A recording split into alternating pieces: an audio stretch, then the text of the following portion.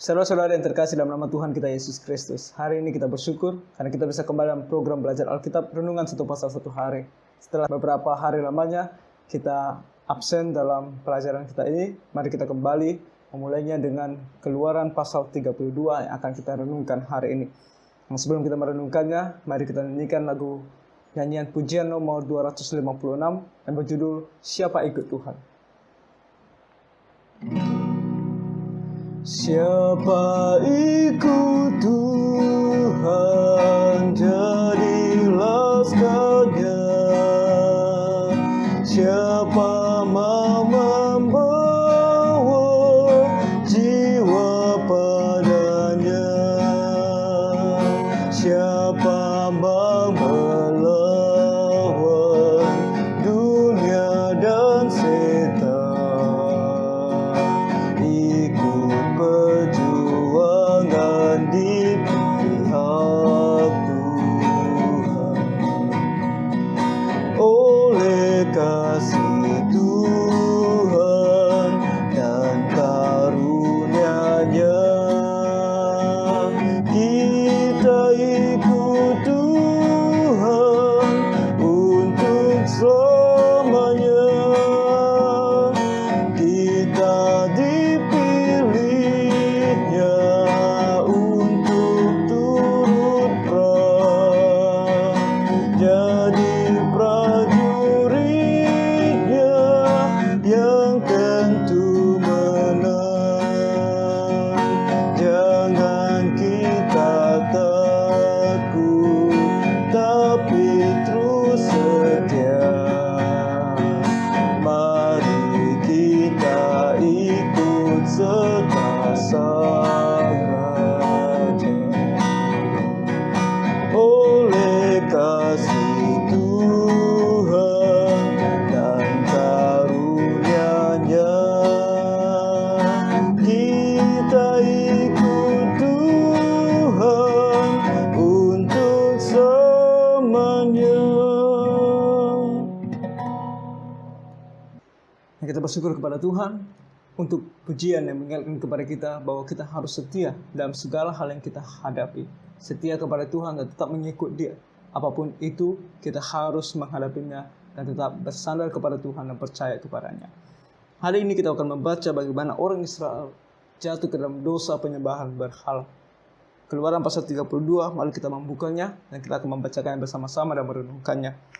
Firman Tuhan berkata, ketika bangsa itu melihat bahwa Musa mengundur-undurkan turun dari gunung itu, maka berkumpulan mereka menggerumuni Harun dan berkata kepadanya, "Mari, buatlah untuk kami Allah yang akan berjalan di depan kami, sebab Musa ini, orang yang telah memimpin kami keluar dari tanah Mesir, kami tidak tahu apa yang telah terjadi dengan dia."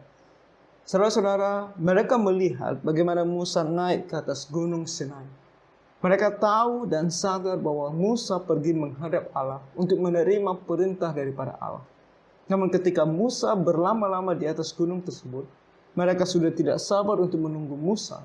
Dan mereka merasa khawatir bahwa Musa sudah tidak ada lagi. Mungkin Musa sudah mati di atas gunung tersebut. Sehingga mereka berkata bahwa kita seperti kumpulan orang tanpa pemimpin. Kita harus menjadikan bagi kita Allah. Nah, kata Allah di sini adalah kata yang sama yang digunakan kepada Allah. Yang menunjukkan bahwa mereka membutuhkan seseorang yang begitu luar biasa berkuasa untuk memimpin mereka. Dan mereka merasa bahwa Musa tidak bisa lagi. Dan Tuhan yang dibawa oleh Musa kepada mereka, atau Tuhan yang diperkenalkan oleh Musa kepada mereka, menurut mereka juga tidak mampu untuk menolong mereka. Nah, inilah yang terjadi.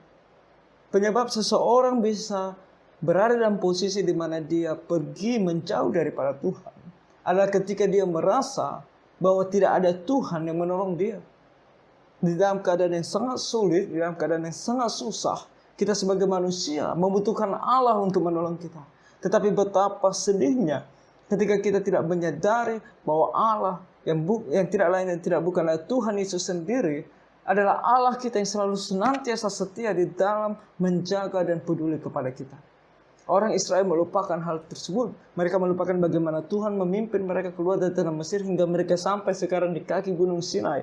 Mereka juga lupa di pasal-pasal sebelumnya kita melihat bagaimana Tuhan berkomunikasi langsung di hadapan mereka. Mereka lupa semuanya itu. Mereka melupakan semuanya ini dan berkata bahwa mereka membutuhkan Allah lain untuk menolong mereka. Dan kita dalam kehidupan kita sehari-hari kita harus sangat berhati-hati. Kita harus melihat bagaimana tangan Tuhan yang luar biasa bekerja dalam kehidupan kita. Dia menciptakan kita sebagai manusia. Dan kemudian mulai daripada lahir hingga pada hari ini kita melihat kuasa Tuhan di dalam menolong dan menyertai kita. Tuhan Yesus sudah mati di atas kayu salib untuk menghapuskan segala dosa kita. Dan dia juga menyertai kita sepanjang hidup kita. Mengapa kita kemudian ketika menghadapi satu masalah di hadapan kita merasa takut dan berpaling daripada Tuhan dan mencoba untuk mencari Allah lain? Saudara, setialah kepada Tuhan. Orang Israel tidak setia. Lalu apa yang mereka lakukan di ayat kedua? Lalu berkatalah Harun kepada mereka, tanggalkanlah anting-anting emas yang ada pada telinga istrimu, anakmu laki-laki dan perempuan, dan bawalah semuanya kepadaku. Harun sebagai seorang pemimpin yang seharusnya mengikuti jejak adiknya Musa dalam setia kepada Tuhan, berkata kepada orang Israel, oke, karena kamu mau kita membuatkan Allah bagi kita, maka biarlah kamu mengambil atau menanggalkan semua anting-anting emasmu. Seluruh hal yang berbau emas kamu ambil dan kamu kumpulkan. Ayat 3 berkata, lalu seluruh bangsa itu menanggalkan anting-anting emas yang ada pada telinga mereka dan membawanya kepada Harun. Tentu ini mereka pelajari di Mesir.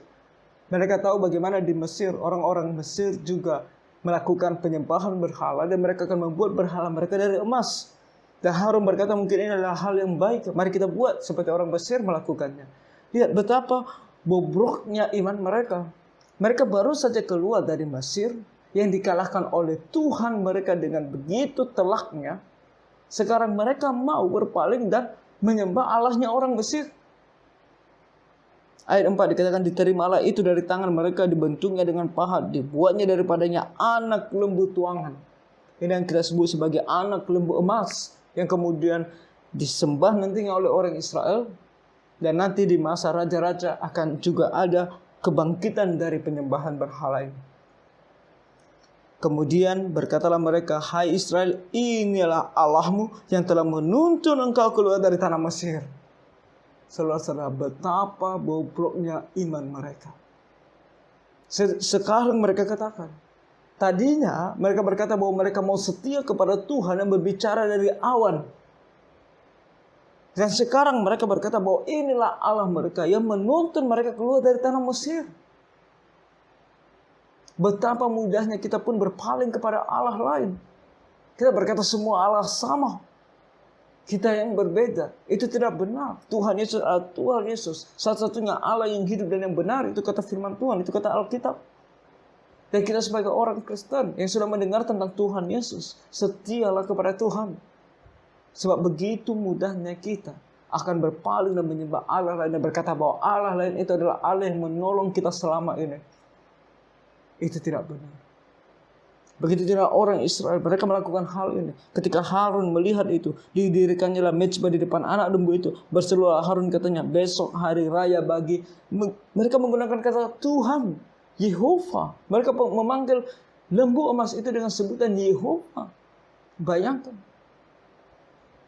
Dan kemudian di ayat 6 dikatakan, dan keesokan harinya pagi-pagi maka mereka mempersembahkan korban bakaran dan korban keselamatan. Sesudah itu duduklah bangsa itu untuk makan dan minum. Kemudian bangunlah mereka dan bersukaria.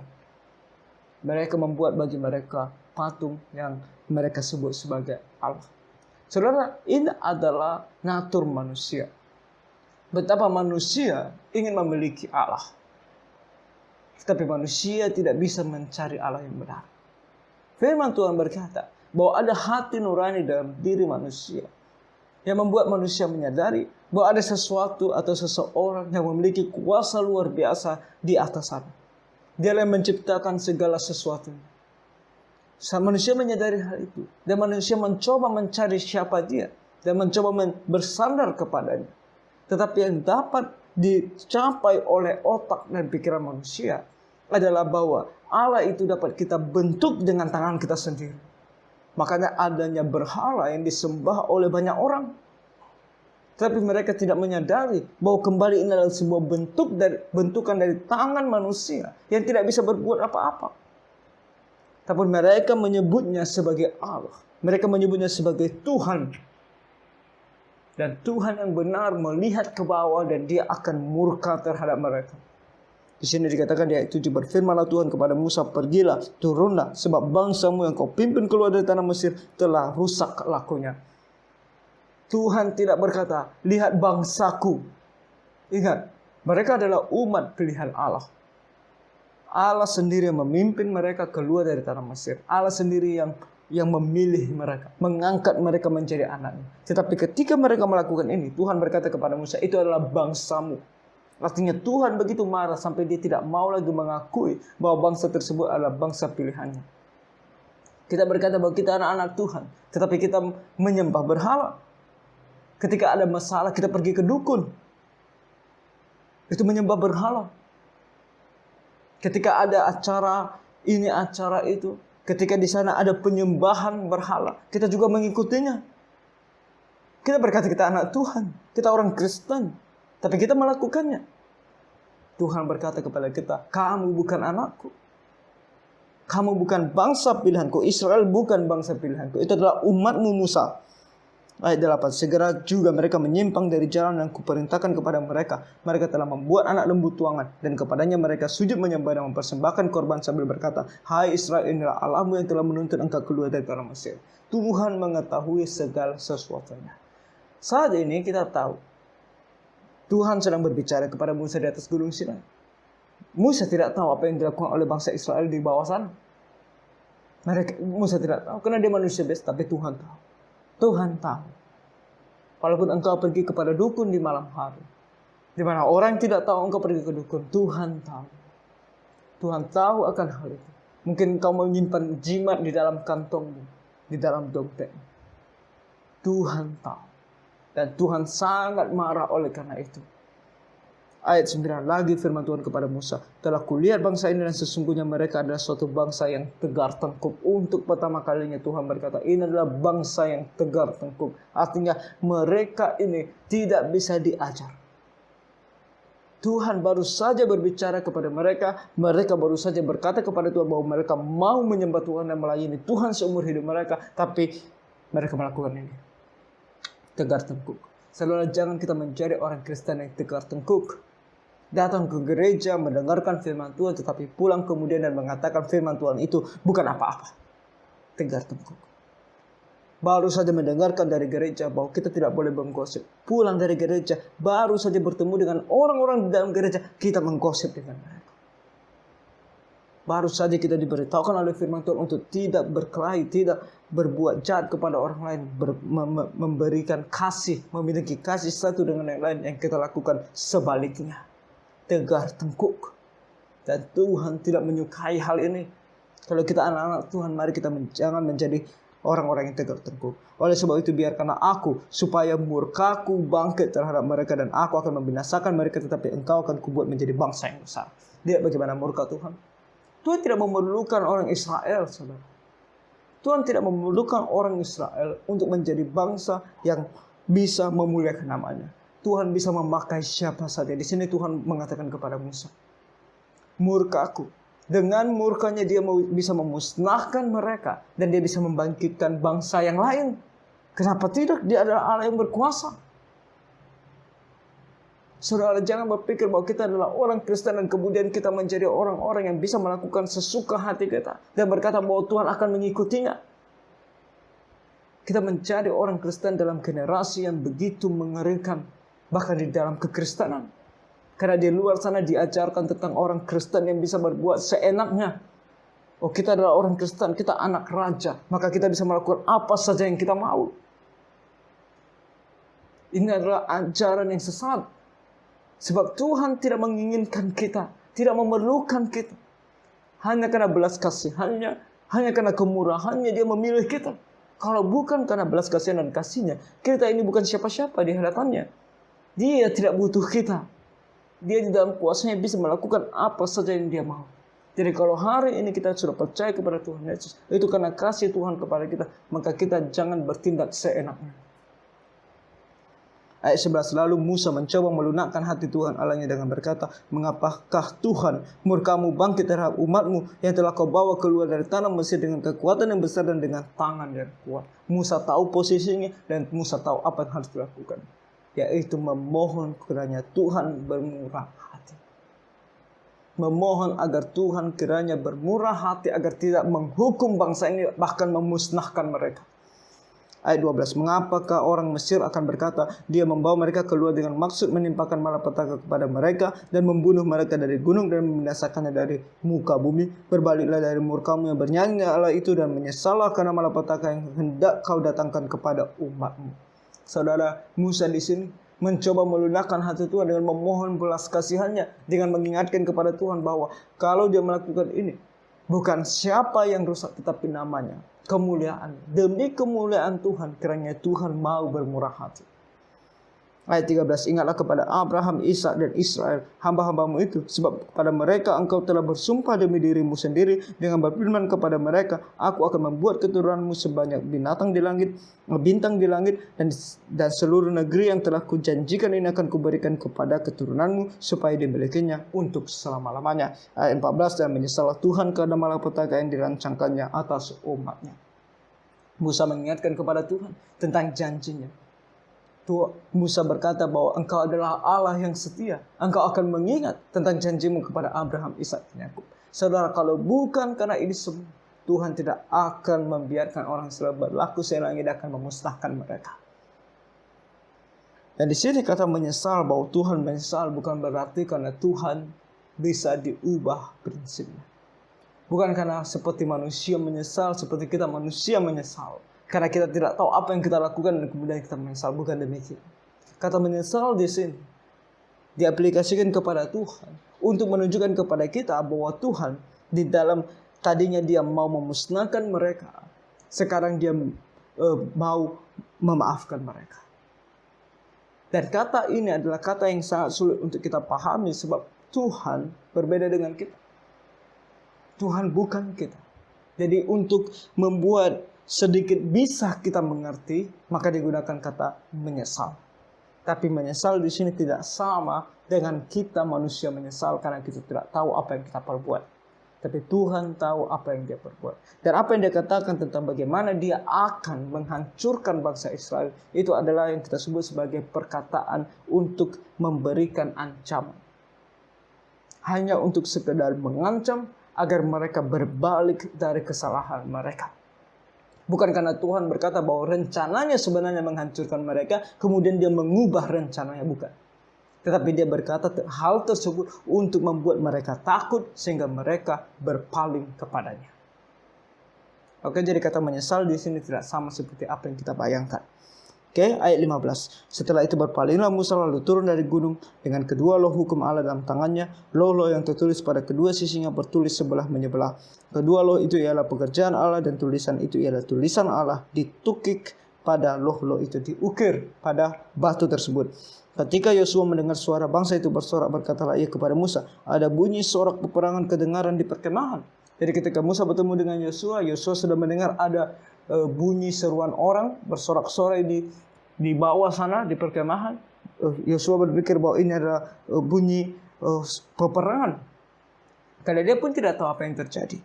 Ayat 18, tetapi jawab Musa, bukan bunyi nyanyian kemenangan, bukan bunyi nyanyian kekalahan, bunyi orang menyanyi berbalas-balasan, itulah yang kudengar. Berbalas-balasan artinya ini bukan peperangan, tetapi mereka sedang bersukaria di dalam kelompok mereka sendiri. Ayat 19, dan ketika ia dekat ke perkemahan itu dan melihat anak lembu dan melihat orang menari-nari, maka bangkitlah amarah Musa, dilemparkannya lah kedua loh itu dari tangannya dan dipecahkannya lah pada kaki gunung itu. Sesudah itu diambilnya lah anak lembu yang dibuat mereka itu, dibakarnya dengan api dan digilingnya sampai halus, kemudian ditaburkannya ke atas air dan disuruhnya diminum oleh orang Israel sebagai bentuk hukuman terhadap mereka, agar mereka menyadari bahwa ini adalah lembu dari emas yang bukan Allah. Dia tidak bisa berkuasa atas apapun, dan bahkan sekarang aku akan menghancurkan dia dan menyuruh kamu meminumnya, supaya kamu tahu bahwa ini bukan Allah. Lihat, kamu sendiri bisa meminumnya. Patung berhala yang ada dan kita sembah menjadi Allah. Mereka bukan Allah. Mereka memiliki mata tidak bisa melihat, mereka memiliki mulut tidak bisa berbicara. Itu dikatakan oleh firman Tuhan. Mereka memiliki hidung tidak bisa mencium, mereka memiliki tangan tapi tidak bisa bekerja, mereka memiliki kaki tapi tidak bisa berjalan. Mereka bukan Allah. Dan mereka tidak bisa mewakili Allah. Allah yang benar adalah roh, dan dia bekerja dengan begitu luar biasa di dalam kuasanya yang begitu luar biasa. Sedangkan Allah ini dihancurkan, bahkan bisa diminum, dimakan, ditelan. Ayat 21. Lalu berkatalah Musa kepada Harun, apakah yang dilakukan bangsa ini kepadamu, sehingga engkau mendatangkan dosa yang sebesar itu kepada mereka? Tetapi jawab Harun, janganlah bangkit amarah Tuanku, engkau sendiri tahu bahwa bangsa ini jahat semata-mata. Mereka berkata kepadaku, buatlah untuk kami Allah yang akan berjalan di depan kami. Sebab Musa ini orang yang telah memimpin kami keluar dari tanah Mesir. Kami tidak tahu apa yang telah terjadi dengan dia. Lalu aku berkata kepada mereka, siapa yang punya emas haruslah menanggalkannya. Mereka memberikannya kepadaku dan aku melemparkannya ke dalam api, dan keluarlah anak lembu ini. Keluarlah maksudnya mereka membuat anak lembu ini. Jadi di sini Harun mengakui kesalahannya dan juga mengakui bagaimana orang Israel memaksa dia atau berkata kepada dia untuk membuat bagi mereka Allah. Ayat 25, ketika Musa melihat bahwa bangsa itu seperti kuda terlepas dari kandang. Kuda terlepas dari kandang adalah kuda yang liar. Tidak ada aturan. Berlari ke sana kemari dan menendang ke sana kemari. Itulah kuda yang terlepas dari kandangnya. Sebab Harun telah melepaskannya sampai menjadi buah cemooh bagi lawan mereka. Tidak bisa dikontrol. Tidak ada pemimpin. Harun tidak bisa menjadi pemimpin bagi mereka. Ayat 26, maka berdirilah Musa di pintu gerbang perkemahan itu setelah berkata, siapa yang memihak kepada Tuhan, datanglah kepadaku. Di antara ke-12 suku orang Israel, Musa berkata kepada mereka, siapa yang memihak Tuhan? Dan sini kita akan melihat kebangkitan dari keturunan Lewi. Di sini dikatakan di ayat 27, berkatalah ia kepada mereka, maksud saya ayat 26 tadi bagian B, lalu berkumpullah kepadanya seluruh Bani Lewi, semua suku Lewi. Mereka mau berada di pihak Tuhan. Dan ini harus menjadi contoh yang besar kepada kita. Ayat 27 berkatalah ia kepada mereka, beginilah firman Tuhan Allah Israel, baiklah kamu masing-masing mengikatkan pedangnya pada pinggangnya, dan berjalanlah kian kemari melalui perkemahan itu, dari pintu gerbang ke pintu gerbang, dan biarlah masing-masing membunuh saudaranya dan temannya dan tetangganya. Dimulai dari saudaranya, baru temannya, baru tetangganya. Mulai dari orang yang paling dekat. Kalau engkau mengatakan bahwa engkau adalah anak Tuhan dan mau berpihak kepada Tuhan, kamu harus memiliki kekuatan, kemampuan untuk berdiri di atas kebenaran, meskipun itu harus menentang bahkan orang-orang yang begitu dekat kepadamu, yaitu saudaramu, teman-temanmu, dan tetangga. Itulah yang dimaksudkan di sini. Tentu kita tidak melakukan ini sebagai orang Kristen. Kita tidak pergi kemana-mana dan membunuh orang. Ini dilakukan bagi orang Israel. Mereka bisa melakukannya karena mereka adalah sebuah bangsa. Ada yang disebut sebagai hukuman mati bagi sebuah bangsa. Dan di sini kita bisa katakan bahwa Bani Lewi adalah orang yang dipakai untuk menjadi eksekutor yang melaksanakan penghukuman ini. Tetapi penghukuman ini mengandung pengajaran yang besar kepada kita. Karena di sini dikatakan ayat 28, Bani Lewi melakukan seperti yang dikatakan Musa, dan pada hari itu tewaslah kira-kira 3.000 orang dari bangsa itu. Kemudian berkatalah Musa, buktikanlah dirimu mulai hari ini kepada Tuhan, masing-masing dengan membayarkan jiwa anaknya laki-laki dan saudaranya, dan supaya kamu diberi berkat pada hari itu. Apa yang dilakukan oleh Bani Lewi harus menjadi contoh yang baik kepada kita. Karena kita di dalam dunia ini selalu dalam posisi memilih antara berjalan sesuai dengan firman Tuhan atau tidak. Dimanapun kita berada. Dalam waktu kita masih studi, bagi anak-anak yang masih belajar, dan juga ketika kita bekerja, di dalam rumah tangga, semuanya ini kita harus memilih, selalu memilih antara ikut Tuhan atau tidak ikut Tuhan. Mengikut Tuhan tidak mudah. Akan banyak-banyak orang, bahkan di antara saudara-saudara dan teman-teman dan sahabat-sahabat kita yang akan benci kepada kita. Dan apa yang akan kita lakukan? Apakah karena kita mengasihi mereka dan kemudian kita meninggalkan kebenaran dan berkata aku harus mengasihi saudaraku, atau kita mau tetap berada di atas kebenaran walaupun harus dibenci oleh mereka, bahkan orang-orang terdekat kita? Siapa ikut Tuhan? Musa bertanya kepada orang Israel, dan hari ini Tuhan juga bertanya kepada kita, siapa ikut Tuhan? Hari ini, kalau kita berada dalam posisi sedang memilih, apakah kita harus menikah dengan dia yang bukan Kristen? atau kita berdiri teguh di atas kebenaran dan tidak menikah. Walaupun kita begitu mengasihi dia, walaupun kita begitu mencintai dia, kita harus mengatakan, aku mau seperti bangsa atau suku Lewi. Bahwa aku harus berdiri di atas kebenaran meskipun aku harus meninggalkan dia yang aku kasih, atau mungkin orang-orang lain pun akan membenci aku oleh karena keputusanku ini. Apakah aku pergi gereja atau tidak di hari Minggu? Pergi gereja atau pergi berjalan-jalan? Ada saudara yang mengajak aku berjalan-jalan pada hari Minggu, tetapi waktu itu adalah waktu yang sama di mana aku beribadah kepada Tuhan di gereja. Mana yang lebih aku pilih? Ke gereja atau berjalan-jalan? Kalau kamu seperti suku Lewi, kamu akan pergi ke gereja dan meninggalkan jalan-jalan. Meskipun keluargamu tersebut akan membenci kamu. Berkata kepadamu bahwa engkau tidak menghargai undangan mereka. Pergi ke gereja. Saudara, orang ini begitu banyak contoh lainnya. Kita bisa lihat di dalam kehidupan kita sehari-hari. Tapi yang perlu ada di kepala kita adalah kita mau seperti orang Lewi, ikut Tuhan. Apapun yang terjadi. Ayat 30 dikatakan, keesokan harinya berkatalah Musa kepada bangsa itu, kamu ini telah berbuat dosa besar, tetapi sekarang aku akan naik menghadap Tuhan. Mungkin aku akan dapat mengadakan pendamaian karena dosamu itu. Lalu kembalilah Musa menghadap Tuhan dan berkata, bangsa ini telah berbuat dosa besar, sebab mereka telah membuat Allah emas bagi mereka. Tapi sekarang kiranya engkau mengampuni dosa mereka itu, dan jika tidak, hapuskanlah kiranya namaku dari dalam kitab yang telah kau tulis. Tapi Tuhan berfirman kepada Musa, siapa yang berdosa kepadaku, nama orang itulah yang akan kuhapuskan dari dalam kitabku. Tetapi pergilah sekarang, tuntunlah bangsa itu ke tempat yang telah kusebutkan kepadamu. Akan berjalan malaikatku di depanmu, tetapi pada hari pembalasanku itu, aku akan membalaskan dosa mereka kepada mereka. Demikianlah Tuhan menulahi bangsa itu, karena mereka telah menyuruh membuat anak lembu buatan Harun itu. Tuhan tetap menghukum mereka, tetapi bukan untuk maut. Artinya Tuhan mau menyadarkan mereka betapa mereka berdosa di hadapan Tuhan. Dan Tuhan tetap membukakan pintu pengampunan terhadap mereka. Saudara, Tuhan juga membukakan pintu pengampunan kepada kita. Kalau ada di antara kita yang bukan seperti orang Lewi, yang telah jatuh ke dalam dosa dan kemudian berpaling daripada Tuhan, Tuhan masih membukakan pintu keselamatannya kepada kamu. Kamu harus menyadari hal ini. Dan kamu bisa datang kepadanya dan memohon supaya dia mengampuni kamu dari segala dosamu. Maka dia yang dikatakan oleh firman yang akan berlaku adil. Dia akan mengampuni segala dosamu karena kamu datang kepadanya dan memohon belas kasihan.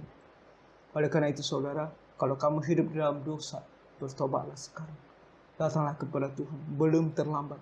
Datanglah kepada Tuhan Yesus dan mintalah pengampunan kepadanya. Saudara, Tuhan Yesus begitu mengasihi kamu. Apa yang kamu sembah dan bukan Tuhan tidak bisa menolong kamu. Tapi Tuhan Yesus bisa menolong kamu. Akan memberikan keselamatan kepadamu jika kamu mau datang kepadanya dan memohon belas kasihan. Jadi itulah yang kita renungkan dari Keluaran pasalnya yang ke-32 ini. Mari kita betul-betul menaruh dalam hati dan pikiran kita untuk setia kepada Tuhan. Jangan seperti orang Israel yang tegar tengkuk, tetapi kita mau percaya kepada Tuhan dan mau mengikuti Dia seumur hidup kita. Dan kemudian ketika kita harus memilih antara melakukan yang benar atau yang salah, melakukan sesuai dengan firman Tuhan atau tidak, kita harus melakukan sesuai dengan firman Tuhan. Meskipun kita harus dibenci oleh orang-orang, bahkan orang-orang terdekat kita, tidak masalah. Kita mau melakukan semuanya untuk Tuhan yang begitu mengasihi kita. Dan kalau kita sudah jatuh ke dalam dosa, selama ini mungkin kita menduakan Tuhan. Kita lebih memilih uang daripada Tuhan. Kita lebih memilih manusia daripada Tuhan. Kita lebih memilih pekerjaan kita daripada Tuhan. Kita lebih memilih prinsip hidup kita daripada prinsip Tuhan. Mari sekarang kita datang kepada Tuhan dan meminta pengampunannya. Tuhan masih membukakan pintu pengampunan kepada kita. Selama kita masih belum meninggalkan dunia ini, masih ada kesempatan bagi kita untuk hidup benar dan bertobat. Jadi kiranya Tuhan menolong kita semua. Tuhan memberkati.